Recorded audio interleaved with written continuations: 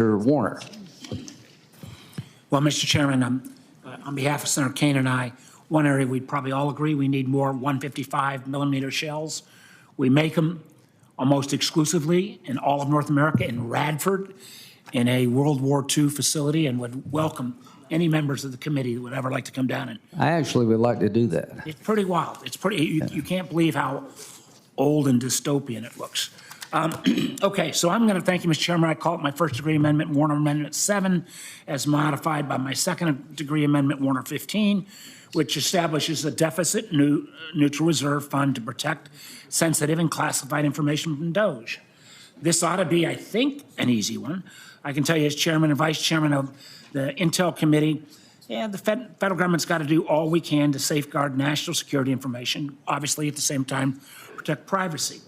During the past few weeks, President Trump and his cabinet have given the DOGE operatives access to some of our nation's most sensitive information, including the ability to read and perhaps manipulate data on the 1.3 billion payments that Treasury makes each year. This includes one DOGE operative who formerly worked for a Russian hacker group and was fired for leaking sensitive secrets to a competitor. Another of the DOGE guys declared himself, quote, a racist, and said he would not mind if, quote, Gaza and Israel were both wiped off the face of the earth. Now, I don't think somebody that would give up information to a competitor or somebody that says Israel and Gaza ought to be wiped off the face of the earth, is that the kind of young person we want to be giving access to our banking information, our social security information? Now, I don't think the vast majority of us, I wouldn't trust these kids looking at my checkbook, let alone looking at the overall payment systems of the United States of America.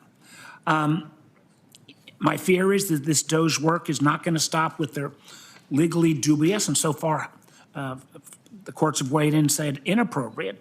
The truth is, Mr. Chairman, as you know, the president said last week it's time to send Musk to check out the Pentagon. Aside from the obvious conflict of interest, given the fact that Mr. Musk's SpaceX plays a major role in that defense environment, opening the Pentagon to DOGE presents a serious risk to the classified programs that keep our nation safe. My amendment provides a common sense solution that all members of the committee should support that allows for legislation that will protect classified and sensitive information on American programs from being accessed by DOGE who don't have the necessary training, experience, or in the case of some of these fellows mentioned, they didn't even have the clearances. You got somebody with a secret clearance looking at materials that are beyond TS, beyond SCI. Again, many of the colleagues on this committee know how important it is to keep our information secret and secure. I would urge you to back this amendment. Thank you, Mr. Chairman. Senator Crapo. Thank you, Mr. Chairman. And first of all, I would like to tell my colleague from Virginia that I welcome the invitation to come and tour your ammunition factory. That would be very interesting. You vote yes, I'll bring you next week. You mean I can only come if I vote yes? About this afternoon. Let me just say the Trump administration has been clear that it is focused on rooting out waste, fraud, and abuse across government agencies, and I applaud its efforts to maximize government efficiency and productivity. As a part of these efforts and expanding, frankly, upon efforts begun by the prior administration, the Treasury Department is conducting a review of its systems and processes using its own employees.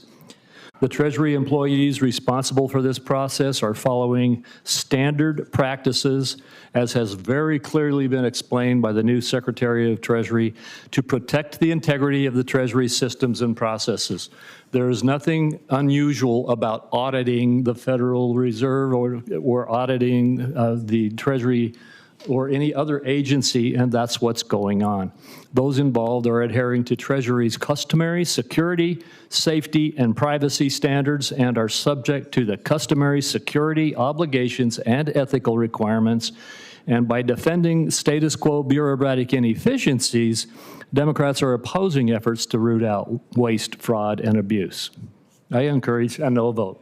Mr. Chairman, can I, listen, Absolutely. I love my friend from Idaho. We work together on a lot of things. I just ask you respectfully, the fella who quit, who got fired with the racist chants, had nothing but a secret clearance that was a temporary clearance.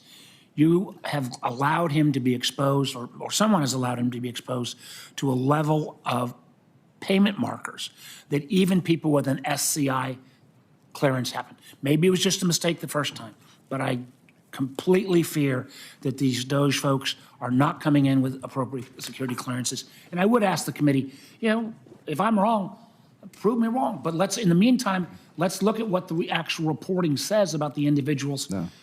Because so far, at least, the criteria that Mike Crapo raised are not being adhered to. Well, Mr. Chairman, very briefly, I would just say the Secretary of Treasury has indicated that he's taken your challenge and request seriously. He's reviewed this and that they are complying with all of the appropriate privacy and other requirements. And if that's not being done, let's go talk to the Treasury Secretary again, but let's not try to stop the effort to audit our agencies and weed out waste, fraud, and abuse. Thank you. Time has expired. We'll vote on